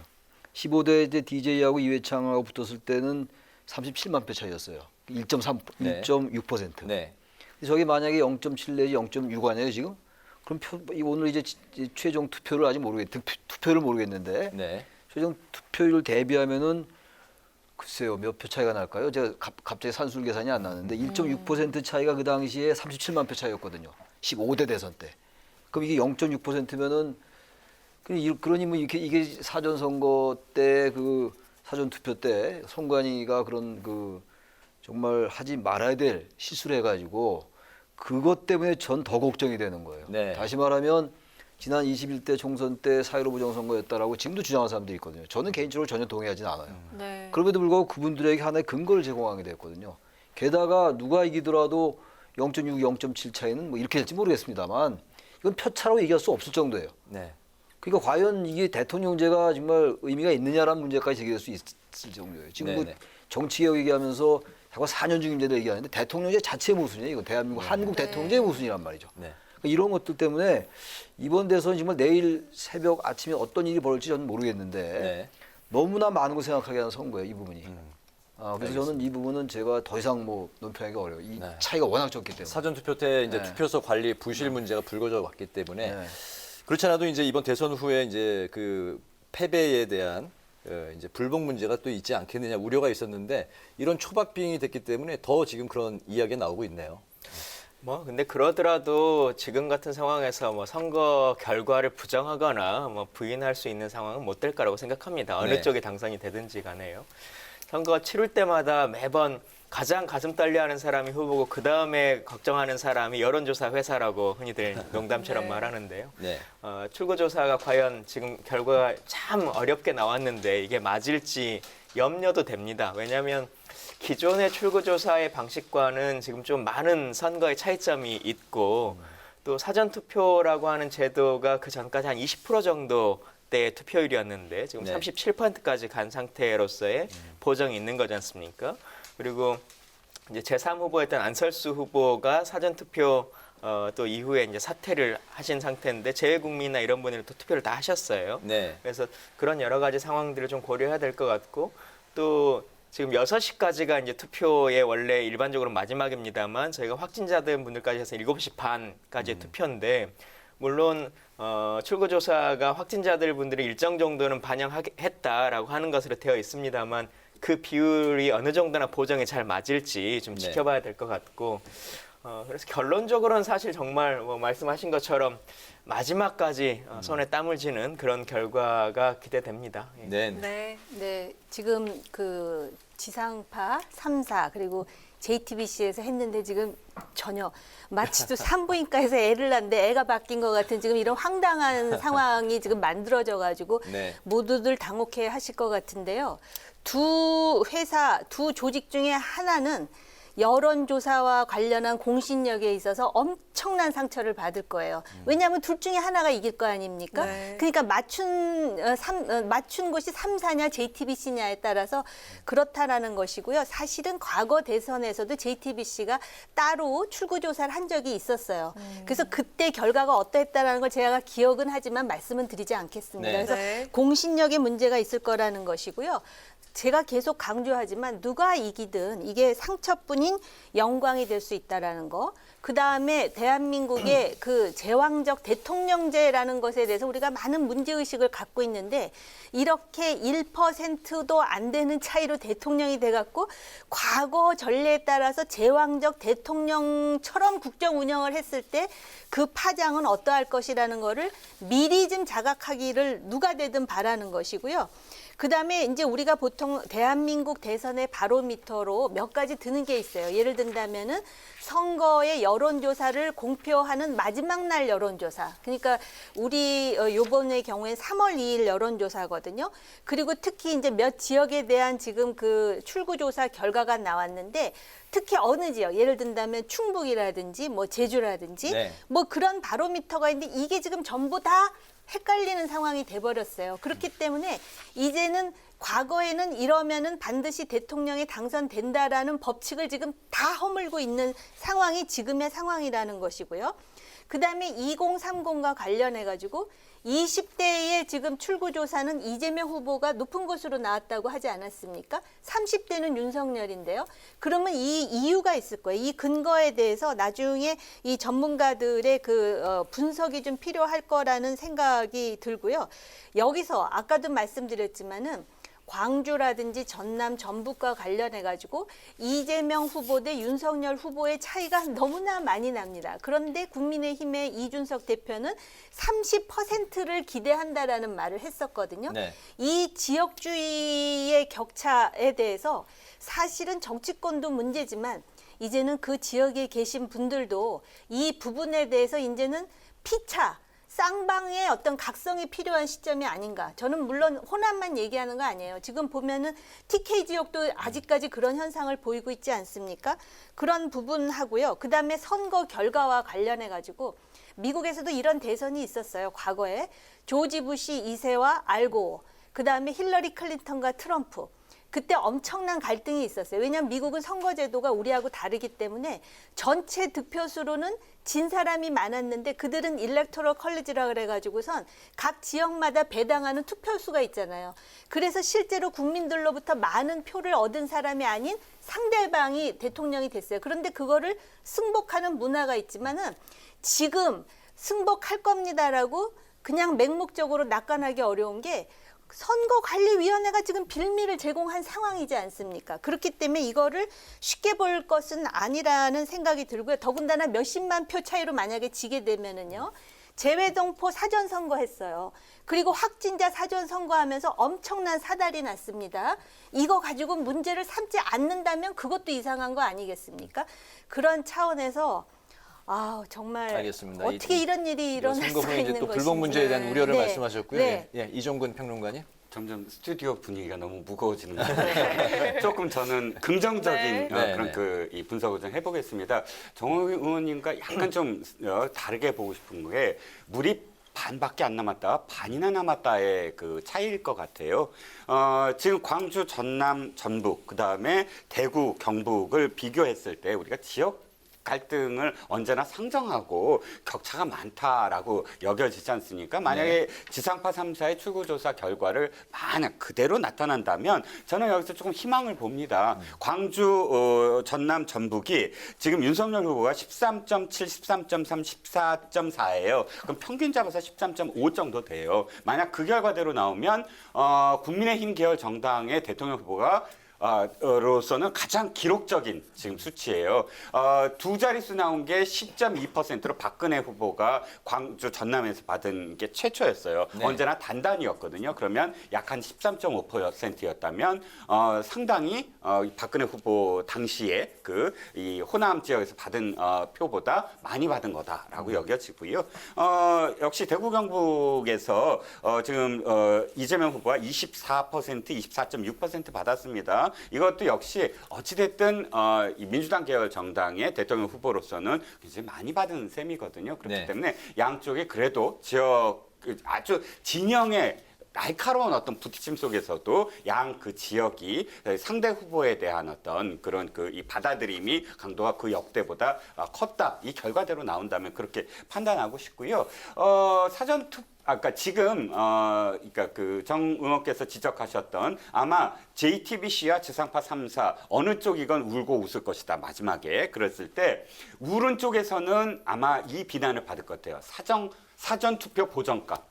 양쪽 다 지금 사전 투표 보정하기 전과 후가 달라요. 지금 원데이터는 한 후보가 조금 더 많이 지금 받고 있어요. 윤 후보. 이를테면 출구조사에서는 제가 받은 데이터에 따르면 윤 후보가 상당히 앞서 있거든요. 그런데 사전투표의 보정값을 지금 적용한 결과 양쪽 다 근접하게 나왔습니다. 그러면 사전투표의 보정을 어떻게 하느냐. 예를 들어서 19대에는 거의 맞았어요. 19대에도 사전투표가 출구조사 안 됐습니다. 이번에도 안 됐어요. 하지만 보정값이 상당히 많이 맞았다라고 하거든요. 하지만 그때와 지금이 다른 건 10%포인트 가까운 그 증가예요. 그러니까 26%에서 36.9%로 지금 늘어난 거거든요. 26.6%에서 하기 때문에 이렇게 사전투표율이 높을 때 보정값을 제대로 했느냐 안 했느냐를 두고 아마도 내일 오전 중에 공방이 벌어질 것 같습니다. 알겠습니다. 우리가 이제 두 후보의 이제 출구조사 결과만 발표를 했는데 사실 정의당에 또 심상정 후보가 있습니다. 지상파 3사 출구조사에서는 2.5% 그러니까 그동안은 여론조사 추이와 거의 비슷한 정도의 이제 지지율이 나왔는데요. 심상정 후보의 지지율을 2.5%가 갖는 의미, 최창렬 교수님과 이종근 평론가님 두 분의 생각 한번 들어보겠습니다. 지난 대선 때 6%를 받았단 말이에요, 심 후보가. 2.5%로 거의 의미가 없다고 할 수는 없지만 솔직히 말씀드려서 한국에서의 다당제가 별로 의미가 없어지는 거죠. 선거 결과로만 보면. 다시 말하면 다당제라는 건요. 집권당이 있고 제1야당이 있고 그리고 나머지 제3당이 어느 정도의 영향력을 행사해야 돼요. 근데 지금 정의당이 의석수가 3석 아닙니까? 국민의당이 2석인가요? 그러면서 우리나라를 다당제로 한다는 게 말이 안 되는 거예요. 제가 항상 주장하는 게 아주 왜곡된 다당제, 변형된 양당제예요. 그 양당제도 아니고 다당제도 아니고 항상 단일화가 선거의 모든 걸 빨아들이는. 전 그래서 이번에 정치개혁, 정치교체 얘기가 좀 나왔잖아요. 선거 말미에. 애당초 선거 전체를 관통하는 이슈는 제가 정권교체라고 말씀드렸는데 정치에 대한 담론이 이렇게 없었던 선거도 없었어요. 후보들이 이재명 후보가 정치교체를 얘기했습니다만 그것도 마지막에 27일 날 의총, 일요일 날 당론으로 억지로 채택하면서 막 쏟아냈어요. 3월 2일 날 김동연 후보와 단일화했습니다만 그때 너무나 많이 쏟아냈어요. 제가 기억나는 것만 해도 분권형 대통령제, 그다음에 결선투표제, 4년 중임제, 레벨도 맞지 않은 논리들이에요, 이게. 같은 정치 논리들이지만. 그리고 거기다 3년 면책특권 폐지까지. 그러니까 다시 말해서 이번에 너무나 정치 담론들이 부재했던 결과가 이렇게 나온 것 같아서 전 이게 좀 다른 얘기긴 합니다만 대통령제 정말 다시 제고할 때가 됐어요. 이런 식의 대통령, 미국의 대통령과 또 다른 게 미국은 의회가 강해요. 사법부도 아주 독립적이고 네. 우리나라 사법부 의회하고는 너무 달라요, 미국과는. 우리가 미국의 대통령제를 닮았다고 합니다만 아주 이것도 뒤틀린 대통령제거든요. 근데 대선 주자들은 뻑하면 4년 징계를 얘기하고 있거든요. 너무나 무책임하다. 이 결과를 보고도 그 얘기를 또 할 거냐 이런 얘기예요. 아니 내각제로 바꾸든가 의회 중심제로 바꾸는 뭔가 얘기를 해야지. 4년 징계로 한다면서 결선 투표 얘기하고 또 국회가 총리를 추천한다. 하나도 맞지 않는 논리들이에요. 네. 제가 이런 걸 보면서 정말 우리 한국 정치 개혁해야 돼. 개혁의 문제가 아니고 네. 틀을 완전히 바꿔야 돼요. 네. 틀을 바꾸는 건 대통령제를 바꾸지 않으면 안 된다는 생각을 제가 말씀드리는 겁니다. 네. 대통령제의 커다란 이제 의미에서 이제 거대 담론 틀까지 바꿔야 된다는 말씀하셨네요. 네. 제도도 문제지만 저는 정의당의 사실 자업자득이다라고 표현하고 싶습니다. 이유는 한 가지예요. 정의당은 우리나라의 다른 당과 비교가 되는 게 다른 정당들은 다 포괄 정당들이에요. 어떠한 계급도 다 들어줄게 하는 정당들입니다. 뭐 중산층도 그렇고 뭐 부자 아니면 가난한 자, 뭐 민주당과 국민의힘 차이가 있나요? 이번 정책에서 무슨 차이가 있나요? 다 똑같아요. 그런데 정의당만큼은 그러지 말아야죠. 왜냐하면 계급 정당으로 출발을 했잖아요. 그러니까 자신들은 노동자, 농민 계층 의 어떤 이해관계를 대변하겠다라고 나섰으면 사실상 포괄 정당처럼 이렇게 국회에서의 어떤 의석수에 연연해하면서 지난번 패스트트랙처럼요. 네. 하나의 여당에 무조건 들어주면 우리가 의석수를 높이겠지. 이렇게 해서 자신들의 아젠다를 만들어내지 못한 거거든요. 지금 정의당의 몰락은 두 가지예요. 아젠다가 있느냐는 거예요. 다른 정당들은 다 비슷하게 가더라도 진보 정당, 계급 정당, 태생 계급 정당이면 이번에 우리는 이것 갖고 정말 승부를 걸 거야. 차별화된 의제가 있어야 되는데 심상정 후보의 의제가 네. 이겁니다. 기후 대통령. 기후라는 건 다른 환경 문제는 다른 정당들도 다 이야기하는 것이거든요. 네, 그렇기 때문에 알겠습니다. 이제 앞으로 차별화시켜야 된다는 겁니다. 네, 이번엔 두 전 의원께 짧게 한번 들어보도록 하겠습니다. 당초 안철수 후보가 단일화하면서 국민의힘 측에서는 10%포인트 정도 앞서는 승리를 예측했었는데 예상과는 다르게 지금 현재 출구조사 결과만 놓고 보면은 그 표심이 모두 흡수가 되지 않은 모습을 보이고 있습니다. 자, 먼저 김광진 전 의원부터 의견 들어보도록 하겠습니다. 물론 단일화하는 효과는 있었을 거라고 생각합니다. 윤석열 후보에게. 네. 저희가 뭐 자체적으로든 언론에 공개된 여러 가지 상황들을 보면 단일화하게 되면 그 지지자분들 중에 3분의 1 정도는 민주당을 다시 지지하시고 3분의 2 정도는 국민의힘을 지지하시는 것으로 이렇게 이제 보여졌습니다만 네. 최종적으로 보면 한 5분의 2 정도는 민주당 쪽으로 오고 5분의 3 정도는 윤석열 후보를 지지하시는 것으로 이렇게 넘어간 걸로 좀 보여집니다. 그러니까 안철수 후보가 원래 이제 주 지지 기반이라고 하는 것이 국민의당이 구민주당 계열의 분들이 많으시기 때문에 그분들이 현재 선거만을 보자면 뭐 합당을 해서 그쪽으로 갈 수도 있겠습니다만 또 본인들이 지역 안에서의 정치를 한다거나 여러 가지 상황들을 고려하자면 국민의힘으로 가기는 좀 더 어렵다. 뭐 최근에 권은희 의원의 모습을 보면 대표적으로 이제 많이 보이지 않습니까? 그래서 그런 층이들은 좀 있었던 것 같고요. 또 민주당의 지지자분들 중에서도 어쨌든 단일화가 이루어졌으니까 저쪽으로 쏠리겠구나라고 하는 염려에 네. 대한 걱정으로 투표장에 가시는 분들도 꽤 많이 생기신 걸로는 보입니다. 네네. 네. 서울시장 보궐선거할 때 그 안철수 오세훈 단일화가 엄청난 효과를 거두었습니다. 그때는 안철수 후보의 지지율이 상당히 높았었죠. 근데 이번에는 10%에서 계속 내려가는 상황에서 그것도 단일화를 하겠다, 여론조사로 하자, 또 단일화 결렬됐다. 그러다가 막판에 TV 토론 끝나자마자 한 새벽에 이제 그런 일이 벌어졌잖아요. 그래서 사실은 진작에 단일화를 했으면 중도라든지 그러한 어떤 그 견인 효과가 있었을 텐데 네. 너무 시간이 짧은 게 아닌가. 그리고 지금 이 결과 출구조사가 출구조사대로 나올지 아직 우리가 모르는 상황에서 이 결과를 보면은 이거 가지고 안철수 효과를 예단할 수 없는 게 그럼 긍정적으로 효과가 있었느냐 부정적으로 효과가 있었느냐 아니면 아예 효과 자체가 없었느냐 이거를 지금 이 출구조사 가지고 설명하기가 어려운 게 오히려 다른 변수가 있었던 게 아닌가라고 우리가 해석할 여지가 너무나 많다라는 것이죠. 그리고 이미 그 3월 2일에 여론조사를 보면은 안철수 단일화 없이도 윤석열 후보의 지지도가 높다라는 그 여론조사가 있었고요. 또 하나는 안철수와 단일화했을 때 3분의 2는 윤석열에게, 3분의 1은 이재명에게 뭐 이런 여론조사가 있었거든요. 그렇기 때문에 지금 안철수 효과를 가지고 기다 알겠습니다. 아니다를 단정하기는 좀 어려운 시점이라고 봅니다. 네, 알겠습니다. 저희가 이제 그 양당의 개표 상황실을 연결해서 그쪽 분위기 한번 살펴보겠습니다. 역대급 예측 불가 대선으로 평가됐던 20대 대통령 선거인데요. 출구조사 결과 양측의 양강 후보가 예측 1위로 엇갈린 그런 상황이 됐습니다. 마지막까지 개표를 이제 끝까지 정말 지켜봐야 되는 상황이 됐는데 이 순간 더불어민주당과 국민의힘 양당 표정이 어떤지 차례로 만나보겠습니다. 먼저 서영교 더불어민주당 선대위 총괄 상황실장 나와 계시죠? 예, 안녕하십니까? 네, 안녕하십니까? 20대 대선 지상파 3사 출구조사 결과와 JTBC 출구조사 결과가 박빙에 서로 엇갈린 결과가 나왔습니다. 물론 출구조사가 또 이제 오차가 있을 수도 있지만 당에서는 지금 이런 상황을 어떻게 받아들이고 있습니까? 어떤 분위기입니까? 예, 저희가 많이 뒤진다 이런 이야기가 있었습니다. 여론조사로는.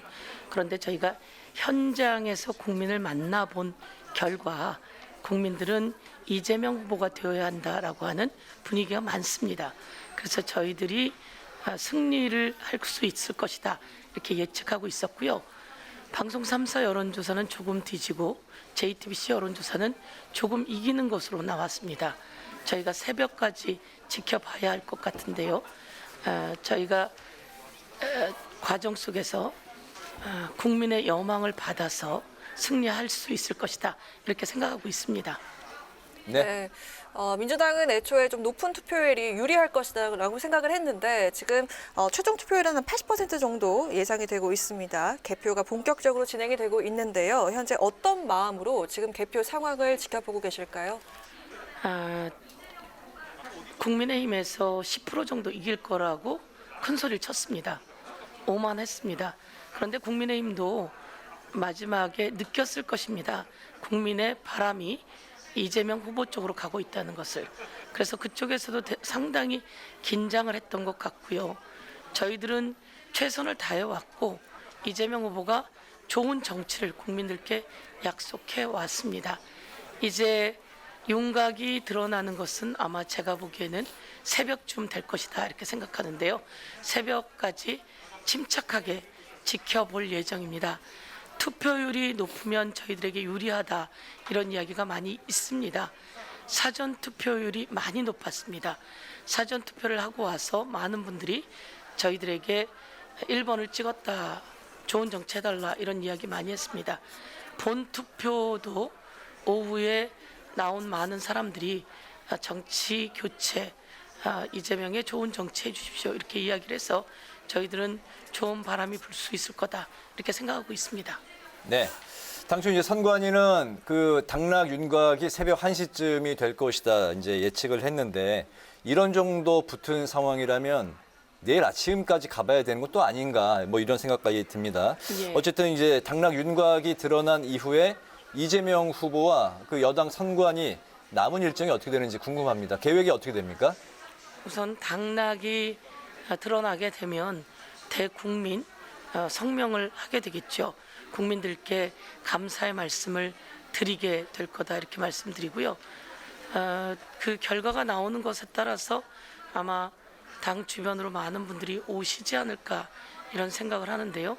좋은 결과가 나오게 되면 그 자리에서 또한 인사를 하시게 될 것이다 이렇게 생각하고요. 그리고 내일 아침 정도 돼서 현충원 참배가 있어야 되지 않을까 이런 생각을 합니다. 그런데 이것은 이제 저희 바람이 승리에 대한 바람이고요.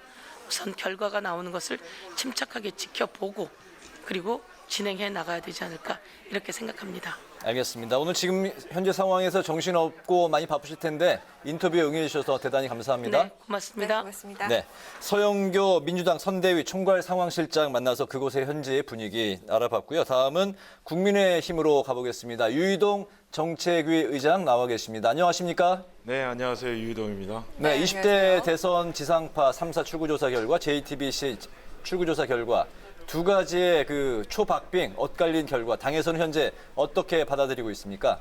네, 아주 조심스럽지만 저희는 저희가 선거 유세 중에 만났던 국민들의 열망, 정권 교체를 반드시 이뤄내자는 그 열망들을 잘 알고 있기 때문에 국민들의 여망을 실현할 수 있을 것이라고 생각을 하고 있습니다.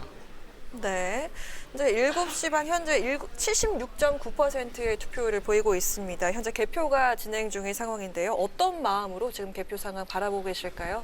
네, 지금 이 결과를 지켜보는 그 심정은 뭐 이 방송을 지켜보시는 국민들이나 저희나 뭐 별반 다르지 않을 것 같은데요. 꼭 선거의 승리를 통해서 국민적 열망을 꼭 달성해야 되겠다라는 그런 간절한 기도하는 마음으로 그 결과를 기다리고 있습니다. 네. 대선 이후 그 야권의 지형 변화에도 관심이 이제 쏠리고 있는데 국민의힘과 국민의당 바로 이제 대선 후에 합당 절차에 들어가는 건지 궁금한데요. 어떻습니까? 그 부분은 뭐 이미 국민들께 저희가 천명을 한 바이고요. 그렇기 때문에 선거가 끝나는 대로 바로 그 일들이 진행이 될 텐데 나머지 실무에 관한 부분들은 이제 차차 그 진행되는 상황에 따라서 국민들께 자세하게 말씀드릴 기회가 있을 거라고 생각을 합니다. 네, 바쁘실 텐데 인터뷰에 응해 주셔서 감사합니다. 네, 감사합니다. 네, 국민의힘 상황까지 살펴봤고요. 이제 투표가 종료된 지 약 1시간 정도, 50분이 이제 넘었습니다. 현재 개표소 현장은 어떤지 취재기자 연결해서 현재 분위기 살펴보겠습니다. 김동희 기자. 네, 김 기자님. 서울대 체육관에 마련된 서울관악구 개표소에 나와 있습니다. 네, 지금 김 기자가 나가 있는 서울관악구 개표소 상황은 지금 어떻습니까? 네, 서울관악구 개표소에서는 조금 전인 7시 56분에 개표 작업이 시작됐습니다. 제 뒤로 보시는 것처럼 개표 사무원들이 마스크와 장갑, 얼굴 가림막을 쓰고 분주하게 개표 작업을 하고 있는데요. 개표 사무원들은 7시 30분 전까지 식사 등 용무를 모두 마치고 개표 작업에 들어갔습니다. 물은 개표장 밖에서 마셔야 합니다. 개표는 전국에 있는 개표소 251곳에서 일제히 진행되고 있는데요. 투표함은 개표 참관인의 참관 하에 봉쇄와 봉인 상태를 검사하고 나서 열 수 있습니다. 이곳 서울관악구 개표소는 참관인 50여 명에 개표 사무원 470여 명이 개표 작업을 진행하고 있는데요. 모두 160여 개의 투표함을 열어볼 예정입니다. 확진자 투표가 오후 7시 반까지 진행됐기 때문에 개표 시간도 그만큼 전체적으로 늦어질 걸로 보이는데요. 오늘 하루 확진자 수가 34만 2천여 명으로 역대 최다를 기록했고 투표 막바지 시간에 확진자와 격리자가 몰린 것도 조금 영향을 줬을 걸로 보입니다. 역대 최고치를 기록한 사전투표율도 영향을 미칠 수 있는데요. 기표용지를 넣은 봉투를 일일이 개봉해야 하는 만큼 시간이 더 걸릴 수 있습니다. 네, 당선인 윤곽 언제쯤 나올 것으로 예상되고 있습니까?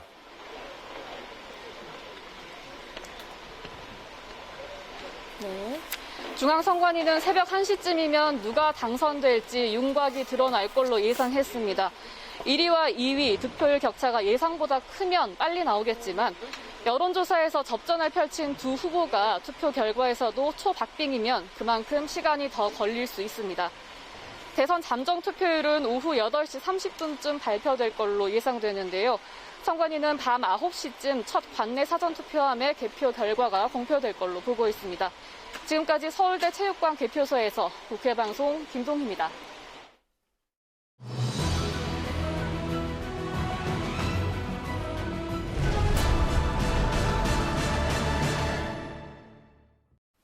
네, 여러분께서는 20대 대선 특집 방송, 국회방송 2022 국민의 선택과 함께하고 계십니다. 지금 이 시각 개표소 상황까지 살펴봤습니다. 개표 상황에서 주목해야 될 부분 무엇인지 그리고 향후 전국에 대해서도 이야기 나눠보도록 하겠습니다. 먼저 두 의원께 여쭙도록 하겠습니다. 대선 결과를 놓고서 앞으로 후폭풍이 예상되고 있는데요. 아까 정옥인 전 의원께서는 여당이든 야당이든 반성하는 자세를 좀 가져야 한다라고 말씀을 하셨는데요. 이번 대선 결과가 정치권에 미칠 파장에 대해서 어떻게 전망을 하시는지 김광진 의원께 먼저 여쭙겠습니다.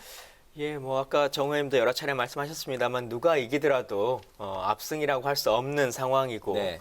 또 국민들의 반의 지지도 받기 어려운 상태다라고 하는 것은 명확한 거지 않습니까? 그래서 나머지 본인을 찍지 않았던 후보 그 유권자들을 대상으로 국민을 대상으로 어떻게 정치를 펼 것인가라고 하는 것에 대해서 명확하게 얘기를 해야 될 것 같고 또 어쨌든 선거에 지면 각 당의 지도부는 사퇴를 하는 게 또 일반적인 이제 또 관행화되어 있는데 각 당들의 이제 흔들림들을 어떻게 좀 잘 수습할 수 있을 것인지 그 모습도 좀 지켜봐야 될 것 같습니다. 네, 역시 짧게 들어보겠습니다. 사전 투표 지금 이게 이렇게 출구조사가 나온 이유 중에 하나가 36.9%에 달하는 사전 투표 보정의 문제가 분명히 있는 것 같습니다. 예년하고 굉장히 다르게 사전 투표율이 높기 때문에 이런 상황에서 이제 결과가 나올 텐데요.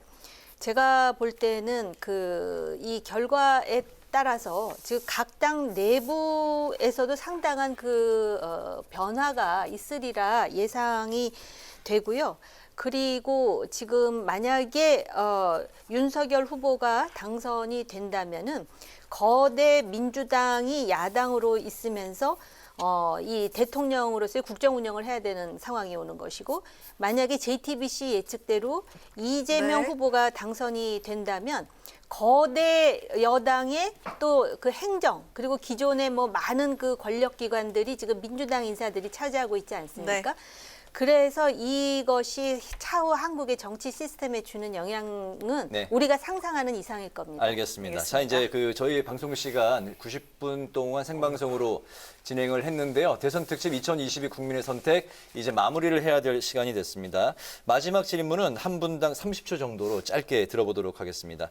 대한민국의 20대 대통령 이제 몇 시간 후면 결정이 될 텐데요. 새로운 정부가 해결해야 될 과제 어떤 게 있을지 최창렬 교수님부터 30초씩 짧게 들어보겠습니다. 우선 첫째 다들 말이 나왔던 건데 통합의 문제인 것 같아요. 결과가 이렇게 나오고 난 상황에서 50대 52라고 봐야 되는 거거든요. 그렇다면 이거는 통합이란 말로도 표현이 안 될 정도예요. 이건 아주 시스템적으로 시스테매틱하게 어떻게 여야가 같이 협치할 것인가를 정말 연구하지 않으면 안 된다. 그 말씀 드리고 싶습니다. 알겠습니다. 김광진 의원님. 그러니까 대선 기간에 정책적으로 뭐 청년 공약들이 막 논쟁이 크지는 않았습니다만 어쨌든 많은 청년들이 기회의 빈곤 시대를 살고 있고 아픔을 호소하고 있기 때문에 그 문제를 잘 해결해 주시는 대통령이 되셨으면 좋겠습니다. 이번에 새내기 유권자들한테 설문조사를 했더니 어떤 대통령을 원하냐 했더니 통합, 갈등 치유, 양극화를 해결하고 그리고 더 재밌는 게 뭔지 아십니까? 국제 무대에 나가서 절대 부끄럽지 않고 좀 자랑스러운 그런 대통령이었으면 좋겠다라는 얘기를 했다 그러는데 대통령 되시는 분은 특히 유념하시기 바랍니다. 네, 마지막으로 이종근 평론가님. 발등에 불부터 꺼야죠. 발등의 불은 아마도 우크라이나 사태일 것 같습니다. 우크라이나 사태로 말미암아서 미러 또 미중 간에 굉장히 경제 전쟁이 지금 격화되고 있습니다. 그래서 에너지 대란이라든지 혹은 공급망 대란이라든지 그래서 3월 위기, 4월 위기설이 나오고 있거든요.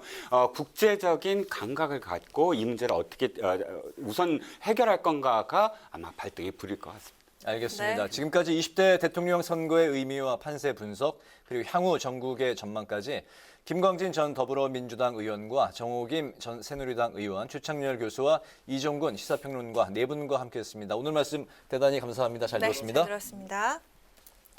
현재 시각은 8시 28분을 조금 넘어가고 있습니다. 현재 개표는요. 7시 반 기준으로 76.9% 진행된 투표율이 76.9%고요.